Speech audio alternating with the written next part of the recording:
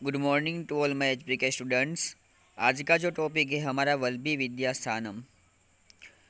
वल्लभी यानी कि वल्लभीपुर की बात यहाँ पे की गई है, जो सौराष्ट्र में आया है, भावनगर डिस्ट्रिक्ट में है। विद्या स्थानम यानी कि विद्या का जो स्थान बताया गया है।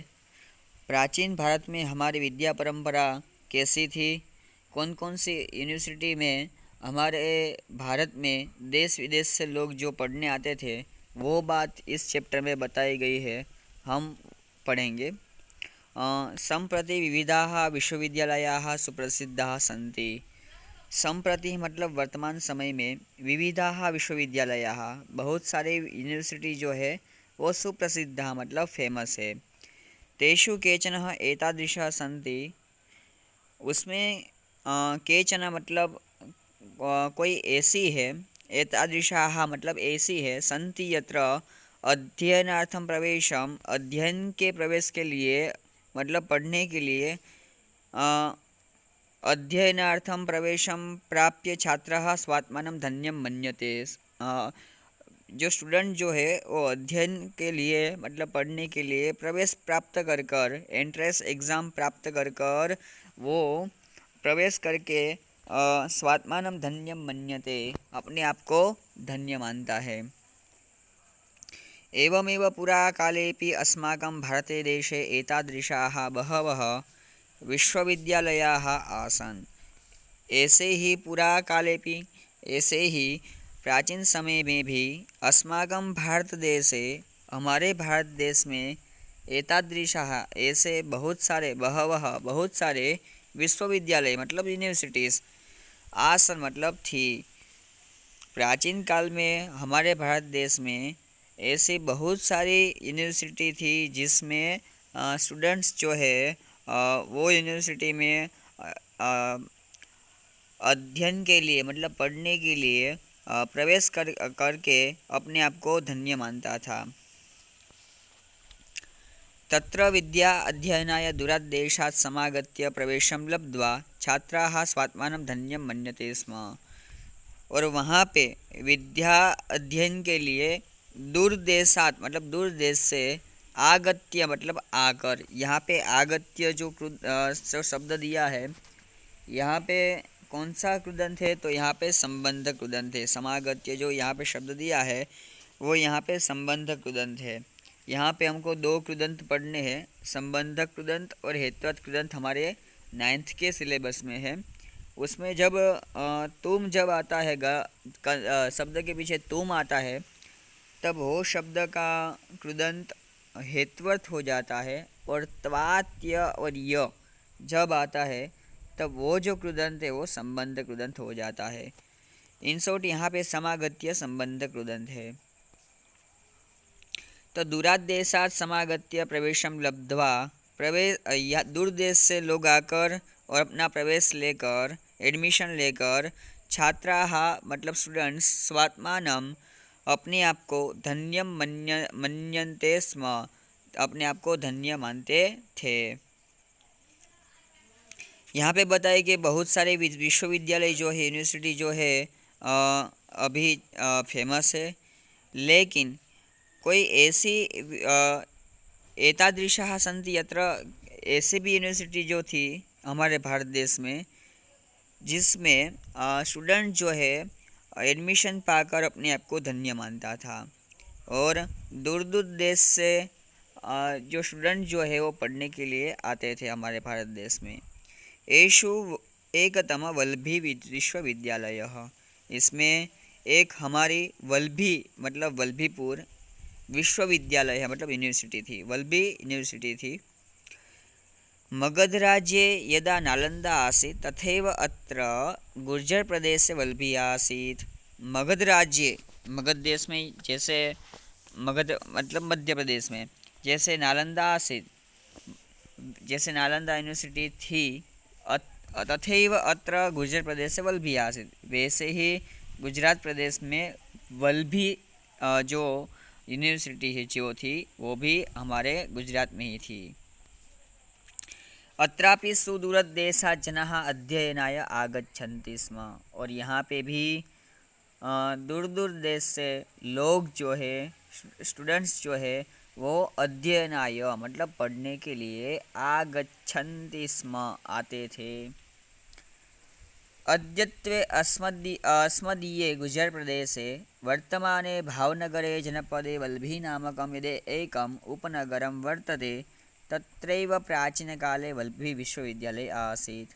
अद्यत्वे मतलब अभी भी, अस्मदीये हमारे ही गुर्जर प्रदेश है, गुजरात प्रदेश में, वर्तमानी भावनगर जनपदे अब वर्तमान समय में अभी भावनगर जो है, भावनगर जनपद એટલે जिले में मतलब डिस्ट्रिक्ट में वल्भी नाम का उपनगरम वर्तते मतलब तालुका है। उपनगरम मतलब तालुका होगा। तत्रैव प्राचीन काले वल्भी विश्वविद्यालय आसीत्। वहाँ ही प्राचीन काले मतलब प्राचीन समय में वल्भी विश्वविद्यालय आसीत्। जो वल्भी यूनिवर्सिटी, विश्वविद्यालय मतलब यूनिवर्सिटी, आसीत् मतलब थी। जैसे नालंदा जैसे यूनिवर्सिटी थी, वैसे ही यहाँ अभी भी गुजरात में जो सौराष्ट्र में आया हुआ भावनगर जो है, भावनगर डिस्ट्रिक्ट का एक वल्भीपुर नाम का एक तालुका है और वहाँ पे प्राचीन काल से ही विश्वविद्यालय मतलब एक वल्भी नाम की यूनिवर्सिटी वो प्राचीन काल में थी। वो बात यहाँ पे बताई। आगे देखते हैं। वस्तुतस्तु इदम उपनगरम, वस्तुतस्तु मतलब रियली में, इदम उपनगरम ये जो नगर है, प्राचीन कालाद एव प्राचीन काल से ही अध्ययन अध्यापनस्य केंद्रम आसीत्। प्राचीन काल से ही वो अध्ययन मतलब पढ़ने और पढ़ाने का केंद्रम आसीत्, केंद्र था। आसीत् यहाँ पे जो है वो भूतकाल का प्रयोग किया गया है। अष्टादश विद्यायाः पठनं पाठनं च भवति स्म। पहले यहाँ पे अष्टादश विद्यायाः मतलब 18 विद्या मतलब 18 स्किल, 18 जो फैकल्टीज जो बोल सकते हैं, पठनम पाठनम च भवति स्म यहाँ पे पढ़ाया जाता था। जो 18 फैकल्टी जो है यहाँ पे पढ़ाई जाती थी, 18 सब्जेक्ट जो है यहाँ पे पढ़ाए जाते थे। एतासु विद्यासु चत्वारो वेदाः, इस विद्याओं में चत्वारो वेदाः, 4 वेद, षड वेदांगानी, 6 हमारे जो वेद के अंग जो है वो सब्जेक्ट वेदांगानी कौन कौन से है तो यहाँ पे बताया है। पुराण, न्यायः, मीमांसा, स्मृति, आयुर्वेद, धनुर्वेद, गंधर्ववेद, अथर्ववेदाः, 4 उपवेदाः च समाविष्टाः सन्ति। उपवेदाः किसको बोलते हैं तो वेद को पढ़ने के लिए उपवेद को पढ़ना पड़ता है तो उसको उपवेद बोलते हैं। तो 4 उपवेद बताए हैं हमारे वेद के। तो यहाँ पे कौन कौन से 4 उपवेद है तो आयुर्वेद है, धनुर्वेद है, गंधर्ववेद है और अथर्ववेद है। ये 4 जो है वो वेद के भी उपवेद बताए हैं। तो वो सब्जेक्ट का भी यहाँ पे पढ़ाई होती थी। उसके साथ साथ यहाँ पे जो वेदांगानी जो है उसकी भी पढ़ाई होती थी। न्याय की, मीमांसा, स्मृति, ये सारे सब्जेक्ट की यहाँ पे पढ़ाई मतलब होती थी। उसके साथ साथ किसकी पढ़ाई होती थी वो यहाँ पे बताते हैं। ततः बौद्ध दर्शनस्य जैन दर्शनस्य च इदम केंद्रम संजातम। उसके बाद यहाँ पे बौद्ध दर्शन का भी और जैन दर्शन भी यहाँ पे पढ़ाया जाता था। मतलब यहाँ पे बौद्ध दर्शन मतलब क्या होता है कि बौद्ध जो धर्म है, जैन जो धर्म है, उसके जो दर्शन जो मतलब उनके भी ग्रंथ है वो भी यहाँ पे पढ़ाए जाते थे। कब तो यहाँ पे बताते हैं उसका टाइम। ख्रीस्तस्य 4थ्यां शताब्द्यां ऋग्वेदस्य भाष्यकारः स्कंदस्वामी संजातः। और 4th सदी में 4th सेंचुरी में ऋग्वेद के भाष्यकार जो हुए वो कौन थे? स्कंद स्वामी हुए। भाष्यकार मतलब क्या होता है? जो ऋग्वेद में मंत्र लिखे हैं वही मंत्र को एक्सप्लेन करना उसको भाष्य बोलते हैं। तो वो ऋग्वेद के भाष्यकार जो हुए वो 4th शताब्दी में, और वो स्कंद स्वामी जो थे वो भी यहाँ पे ही हुए थे।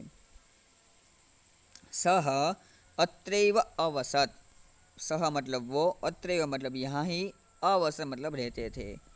एतत् सूचयति यत् गुप्तकाले अत्र वेदानाम अध्ययनम् अपि प्रचलति स्म। और यहाँ पे उससे साबित होता है कि प्राचीन काल में, गुप्त काल में भी, गुप्त के राजा के टाइम पर भी वेदानाम अध्ययनम, वेदों का अध्ययन चलता था। ख्रीस्तस्य चतुर्थ्यां शताब्द्याम् एव सुप्रसिद्धौ बौद्धाचार्यौ स्थिरमति गुणमति जैनाचार्यः श्रीमल्लवादिसूरी च अत्रैव विद्याभ्यासं कुर्वन्ति स्म। यीशु ख्रिस्त के ख्रिस्तस्य એટલે यीशु ख्रिस्त के चतुर्थ्यां शताब्द्यां, चौथी शताब्दी में सुप्रसिद्ध, जो फेमस है ऐसे बौद्धाचार्य, बौद्ध के आचार्य कौन थे, तो यहाँ पे बताया है स्थिरमति गुणमति। स्थिरमति और गुणमति जो बौद्ध आचार्य जो हुए वो भी चौथी शताब्दी में हुए। और उसके साथ साथ जैनाचार्य, जैन के आचार्य भी श्री मल्लवादी भी सूरी जो है वो भी अत्रैव यहाँ ही विद्याभ्यासं कुर्वन्ति स्म, यहाँ ही उन्होंने विद्याभ्यासं मतलब विद्या का अभ्यास किया था और पढ़ाया था। यीशु ख्रिस्त के चौथी शताब्दी में ही जो बौद्ध के आचार्य जो है वो स्थिरमति गुणमति और जैन के आचार्य श्रीमल्लवादी सूरी यहाँ पे ही वो हुए थे। एतत् सूचयति यद् अत्र जैन बौद्ध दर्शनम् अपि अध्ययनं प्रचलति स्म। और इससे हमको पता चलता है, सूचयति मतलब यहाँ पे हमको पता चलता है, सूचित किया जाता है कि जैन बौद्ध दर्शनम् अपि अध्ययनं प्रचलति स्म। जैन और बौद्ध दर्शन का भी यहाँ पे जैन और बौद्ध जो ग्रंथ जो है उनका भी यहाँ पे अध्ययन होता था। यहाँ पे स्म प्रयोग बताया है, जहाँ पे भी स्म प्रयोग आता है तो वहाँ वो पास्ट टेंस का वो सेंटेंस है, ऐसा समझना है हमको। अत्र यथा रुचि यथामति छात्रः अपठन्, और यहाँ पे जैसी रुचि मतलब इच्छा और यथामति जैसी जिसकी बुद्धि, उसी हिसाब से छात्राः अपठन् जो स्टूडेंट्स जो थे वो पढ़ते थे। प्रवेशार्थम अत्र प्रवेश परीक्षा अपि भवति स्म, और प्रवेश के लिए एंट्रेंस एग्ज़ाम भी यहाँ पे होती थी और इंटरव्यू भी होता था प्रवेश के लिए। यह जो वल्लभी जो है यूनिवर्सिटी, उसमें प्रवेश करने के लिए एंट्रेंस एग्ज़ाम भी होती थी, और ताम उत्तीर्य एव अत्र छात्रस्य प्रवेशः शक्यः आसीत्। ताम उत्तीर्य उसको पास करके ही यहाँ पे छात्र जो है, स्टूडेंट जो है, उसका प्रवेश मतलब एडमिशन जो है वो शक्य होता था। यहाँ पे हमने देखा कि बौद्ध दर्शन और जैन दर्शन का भी अध्ययन होता था। उसके साथ साथ स्थिरमति गुणमति और श्री मल्लवादी सूरी भी जैन और बौद्ध दर्शन के आचार्य जो भी हो गए, वो भी वल्लभी विद्या स्थान पर ही मतलब वल्लभीपुर में ही वो पढ़ाते थे और वो पढ़ते थे। फिर आगे यहाँ पे बताते हैं 5वीं सदी के बारे में। ख्रीस्तस्य पंचम्यां शताब्द्याम् इदम उपनगरम मैत्रकाणां राजधानी आसीत्। 5वीं सदी में ये जो उपनगर जो बताया है, ये वल्लभीपुर जो है वो मैत्रक की राजधानी आसीत्, वो राजधानी थी। 5वीं शताब्दी में ये जो नगर जो है वो मैत्रक की राजधानी थी। कैसे, तो यहाँ पे पता चलेगा। मैत्रकाणां व्यवस्थानुसारम् अध्ययनस्य समाप्त्यनन्तरं वादसभायां शास्त्रार्थः भवति स्म। और यहाँ पे मैत्रक जो थे, वो टाइम पर व्यवस्थानुसारम वादसभा अध्ययनस्य समाप्त्यनन्तरं मतलब अध्ययन के समाप्ति के बाद वादसभायाम, यहाँ पे वाद सभा होती थी और उसमें शास्त्रार्थ भवति स्म, उसमें शास्त्रार्थ होता था। और वो वाद सभा क्या होती है कि एक टॉपिक दिया जाता है और वो टॉपिक में सामने वाला जो होता है उसका खंडन करना होता है, मतलब उसकी बात जो है वो तोड़नी होती है। उसकी बात जो है जब भी कोई टॉपिक जैसे आ, हम देखते हैं कोई टॉपिक जो दिया जाता है वो टॉपिक को सामने वाले को हराना होता है। और ये जो सभा जो होती है उसको वाद सभा बोलते हैं। और शास्त्रार्थ भवति स्म, उसमें शास्त्रार्थ होता था। और शास्त्रार्थे विभिन्नानां मतमतांतराणां खंडन मंडन पूर्वक विमर्श भवति स्म। और ये शास्त्रार्थ में विविध मतांतराणां, विविध मत के मतांतराणां मतलब विविध मत जो है उसका खंडन मंडन करना होता था, उसकी बात तोड़नी होती थी। और विमर्श भवति स्म, और लास्ट में उसका विमर्श निकलता था, उसका सारांश निकलता था। अनेकस्मै विजयी जनाय, और जो भी व्यक्ति उसमें जीतता था, और अनेकस्मै अनेक लोग विजयी जनाय, अनेक व्यक्ति को जब जीतते थे, वो विजयी व्यक्ति को राजा राजा जो थे वो पारितोषिक रूपेण इनाम के रूप में भूमिम अयच्छत, और वो जमीन देते थे। जो व्यक्ति इस शास्त्रार्थ सभा में, ये वाद सभा में जो जीतता था उसको राजा जो है वो पारितोषिक रूपेण मतलब इनाम के रूप में जमीन देते थे। कदाचित् विजयीजनानां नामानि विद्यापीठस्य द्वारे उटंकितानि अभवन्।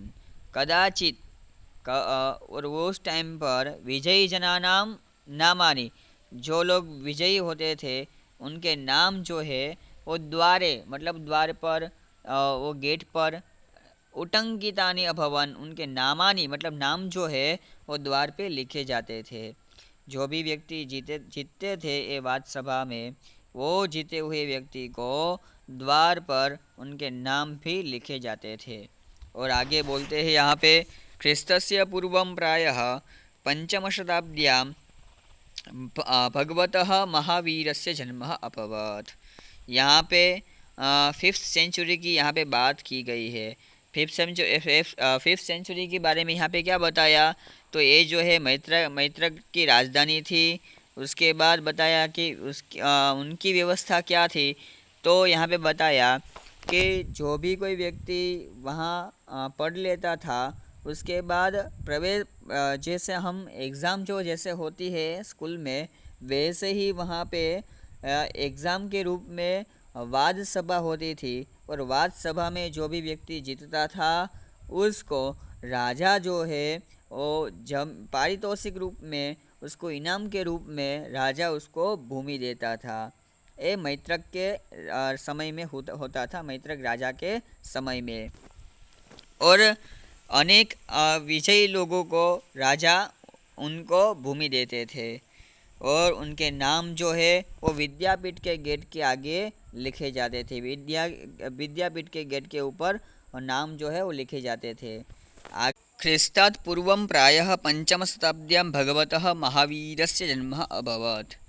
यीशु ख्रिस्त के 5वीं सेंचुरी में भगवान महावीर से जन्म अभवत्। भगवान महावीर का जन्म हुआ था।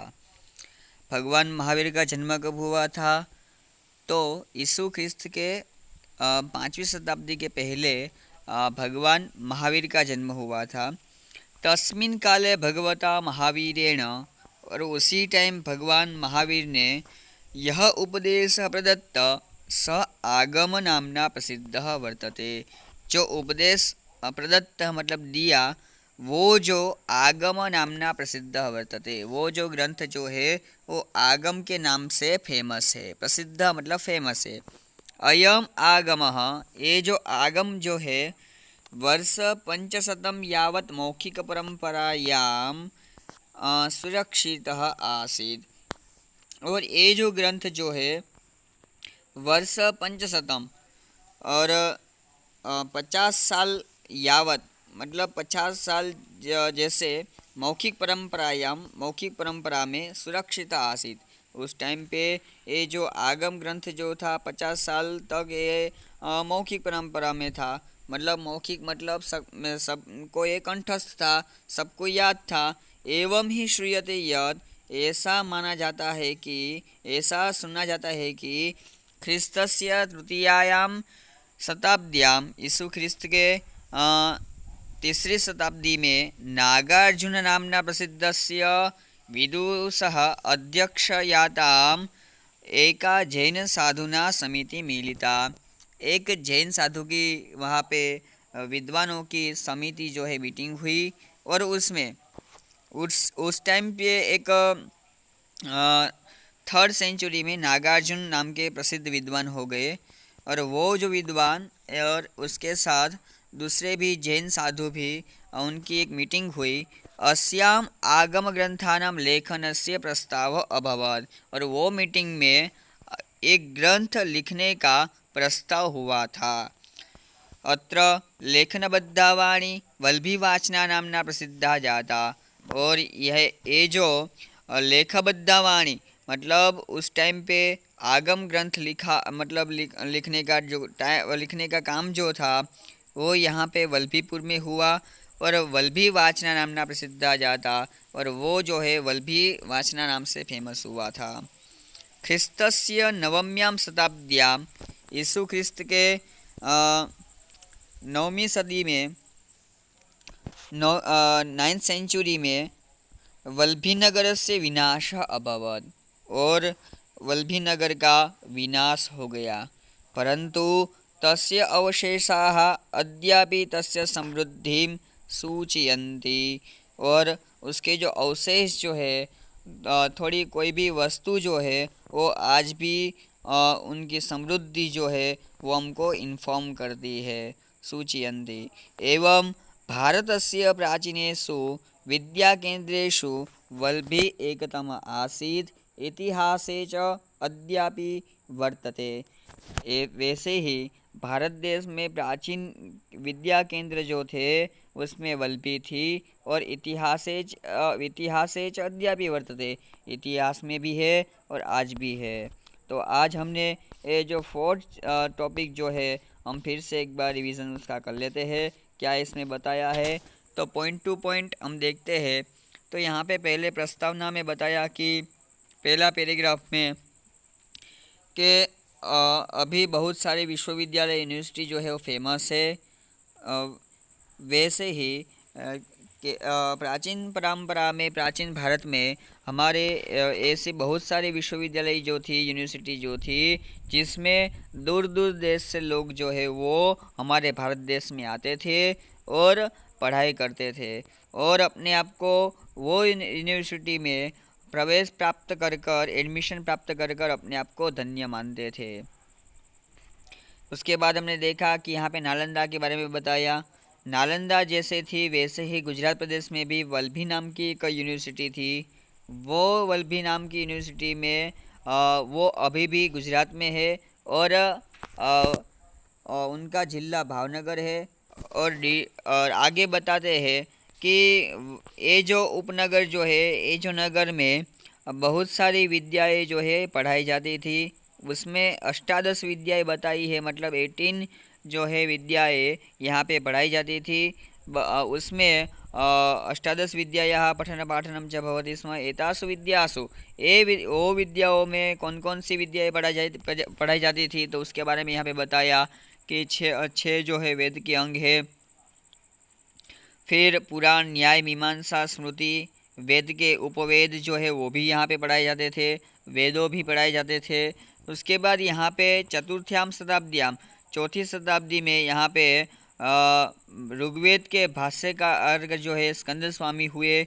उसके बाद वो भी यहाँ पे रहते थे। और गुप्त काले भी, राजा गुप्त के समय में भी वेदों का अध्ययन होता था, वो बात यहाँ पे बताते हैं। फिर चौथी शताब्दी में ही बौद्ध आचार्य स्थिरमति गुणमति हुए। और उसके बाद फोर्थ सेंचुरी में ही जो जैनाचार्य जो हुए श्रीमल्लवादी सूरी भी यहाँ ही हुए थे, और वो भी यहाँ ही पढ़ाते थे। और इससे हमको यहाँ पे पता चलता है कि उस टाइम पर भी वल्भी नाम के वल्भीपुर जो यूनिवर्सिटी जो है उसमें जैन दर्शन, बौद्ध दर्शन, उनके भी सब्जेक्ट यहाँ पे पढ़ाए जाते थे, उनके भी ग्रंथ जो है यहाँ पे पढ़ाए जाते थे। यहाँ पे छात्र जो थे, स्टूडेंट जो है, वो यथा रुचि और यथामति, जैसे उनकी बुद्धि और मति मतलब इच्छा और मति मतलब बुद्धि के हिसाब से यहाँ पे छात्र जो है वो पढ़ते थे। और यहाँ पे एंट्रेंस एग्ज़ाम भी होती थी और उसमें जो पास होता था उसको ही यहाँ पे मतलब एडमिशन मिलता था। 5वीं शताब्दी में ये जो नगर जो है वो मैत्रक की राजधानी हो गया। और उसके बाद उनकी व्यवस्था अनुसार हम यहाँ पे जो यहाँ पढ़ लेता था वो स्टूडेंट को यहाँ पे वाद सभा या मतलब शास्त्रार्थ जो है वो स्टूडेंट को करना पड़ता था। और वो पास करके ही वो जो भी व्यक्ति वो पास करता था उसको राजा जो है और इनाम के रूप में उसको ज़मीन देते थे। और आगे उनका नाम भी उन विद्यापीठ के द्वार पर मतलब गेट पर लिखा जाता था। 5वीं शताब्दी में भगवान महावीर हो गए और भगवान महावीर जो थे वो आचार्य थे, जैन आचार्य। और वो जैन आचार्य ने जो ग्रंथ मतलब जो उपदेश जो दिया वो उपदेश आगम नाम के ग्रंथ से फेमस हुआ था। और वही आगम नाम का ग्रंथ यहाँ पर ही लिखा गया था। और वो नागार्जुन जो विद्वान जो थे उन्होंने ये जो ग्रंथ जो है वो संस्कृत भाषा में लिखा है। और क्रिस्तस्य नवम शताब्द्यां यीशु ख्रिस्त के 9वीं शताब्दी में वल्भी नगर का विनाश हो जाता है और उनके अवशेष जो है यहाँ पे हमको मिलते हैं और उनकी समृद्धि जो थी हमको यहाँ पे पता चलती है। ऐसे बहुत सारे हमारे भारत में विद्या केंद्र थे, उसमें वल्भी भी एक जो है वो विद्या का केंद्र माना जाता है। और इतिहास में तो है ही, अभी भी ये वल्भी जो है विद्या का नगर अभी भी फेमस कहा जाता है।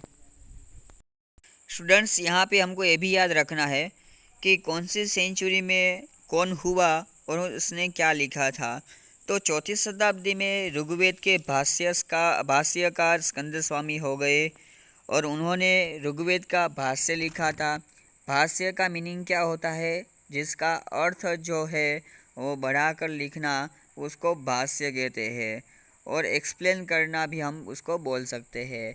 तो 4वीं शताब्दी में ऋग्वेद के भाष्यकार हुए वो स्कंद स्वामी हो गए थे। और उसके बाद 4वीं शताब्दी में ही हमारे जो बौद्ध के आचार्य स्थिरमति गुणमति भी हुए और उसके साथ साथ जैन के आचार्य श्रीमल्लवादी सूरी भी यहाँ ही उन्होंने अभ्यास किया था और वो अभ्यास करवाते थे। और इससे यहाँ पे हमको पता चलता है कि जैन दर्शन और बौद्ध दर्शन के ग्रंथ भी यहाँ पढ़ाए जाते थे। और 5वीं शताब्दी में 5th सेंचुरी में यहाँ बताते हैं कि भगवान महावीर जो थे उनका जन्म हुआ और उन्होंने जो उपदेश जो दिया वो उपदेश आगम नाम के ग्रंथ से फेमस हुआ था। और वो आगम नाम का ग्रंथ जो है यहाँ पर ही वो लिखा गया और वो जो नागार्जुन नाम के विद्वान के द्वारा वो लिखा गया था। और 9वीं शताब्दी में 9th सेंचुरी में वल्भी का विनाश हो जाता है। तो ये जो बात हमको याद रखनी है। एक्सरसाइज में हमारा पहला क्वेश्चन है, अधोलिखितेभ्यः विकल्पेभ्यः समुचितम उत्तरम चिनोत। सही विकल्प चुनिए। पहला क्वेश्चन है, प्राचीन समये गुर्जर राज्ये कः विश्वविद्यालयः आसीत्। तो ऑप्शन दी है यहाँ पे नालंदा विश्वविद्यालयः, तक्षशिला विश्वविद्यालयः, गुजरात विश्वविद्यालयः कि वल्भी विश्वविद्यालयः। हमारा आंसर बनेगा प्राचीन समय में गुजरात की जो यूनिवर्सिटी जो थी वो वल्भी विश्वविद्यालय थी। उपवेदाः कति सन्ति। उपवेद हमारे कितने हैं? तो हमारा आंसर यहाँ पे बनेगा चत्वारः, मतलब हमारे 4 जो थे वो उपवेद कहे जाते हैं। भाष्यकारः स्कंदस्वामी कस्यां शताब्द्यां संजातः। भाष्यकार जो हो गए स्कंद स्वामी, वो कौन सी सेंचुरी में हो गए? तो हमारा आंसर बनेगा यहाँ पे चतुर्थ्याम शताब्द्याम, चौथी सेंचुरी में भाष्यकार जो है स्कंद स्वामी हो गए। वल्भी केसाम राजधानी आसीत। वल्भी जो है वो किसकी राजधानी है? तो मैत्रकाणाम राजधानी आसीत। वल्भी केसाम जो है उसकी जगह हमारा आंसर बनेगा मैत्रकाणाम राजधानी आसीत। नंबर में क्वेश्चन है हमारा, महावीरस्य उपदेशः केन नाम्ना प्रसिद्धः वर्तते। महावीर का जो उपदेश जो है वो किस नाम से फेमस है? तो वो हमारा आंसर बनेगा आगम। महावीरस्य उपदेश आगम नामना प्रसिद्धः वर्तते। 6 नंबर का क्वेश्चन है, वल्भीनगरे मिलितायाः जैनसाधूनां समितेः अध्यक्षः का आसीत्। वल्भीनगर में जो मीटिंग जो हुई जैन साधु की, उसमें अध्यक्ष कौन थे? तो नागार्जुन नाम के विद्वान जो थे वो अध्यक्ष थे, हमने चैप्टर में देखा अभी। फिर सेकंड क्वेश्चन है, एक वाक्येन संस्कृत भाषायां उत्तराणि लिखात। प्राचीन कालात् वल्भी कस्य केंद्रम आसीत्। प्राचीन काल में वल्भी जो है वो किसका केंद्र माना जाता था? तो प्राचीन काल में वल्भी जो है वो अध्यापनस्य केंद्रम आसीत्। पढ़ना और पढ़ाने का केंद्र था। वेदांगानि कति सन्ति। वेद के कितने अंग माने जाते हैं? वेदांगानि जो है वो हमारे 6 माने जाते हैं। वेदांगानि षट् इति सन्ति। 6 को संस्कृत में षट् बोलते हैं, तो हमारा आंसर बनेगा वेदांगानि षट् सन्ति। श्री मल्लवादी सूरी कह आसीत्। मल्लवादी सूरी जो है वो कौन है? तो हमारा आंसर बनेगा श्री मल्लवादी सूरी जैन आचार्य आसीत्। भगवतः महावीरस्य जन्म कदा अभवत्। भगवान महावीर का जन्म कब हुआ था? तो हमारा आंसर बनेगा भगवतः महावीरस्य जन्म ख्रिस्तात् पूर्वः 5वीं शताब्द्याम अभवत्। यीशु ख्रिस्त के 5वीं सदी के पहले महावीर का जन्म हुआ था। जैन साधूनां समितौ कस्य लेखनस्य प्रस्तावः अभवत्। जैन साधु की जो मीटिंग हुई उसमें क्या लिखने का प्रस्ताव हुआ था? तो हमने अभी देखा चैप्टर में कि आगम ग्रंथ जो था, जो भगवान महावीर ने जो आगम ग्रंथ का उपदेश, महावीर भगवान ने जो उपदेश जो दिया और वो उपदेश आगम नाम के ग्रंथ से फेमस हुआ, वो आगम जो है उनका लिखने का जो प्रस्ताव जो हुआ वो जैन साधु की जो समिति हुई उसमें हुआ था। मतलब जैन साधूनां समितौ आगम ग्रंथस्य लेखनस्य प्रस्तावः अभवत्। जैन साधूनां समितौ आगम ग्रंथस्य लेखनस्य प्रस्तावः अभवत्। तो इसके साथ हमारे क्वेश्चन आंसर जो है वो क्लियर होते हैं।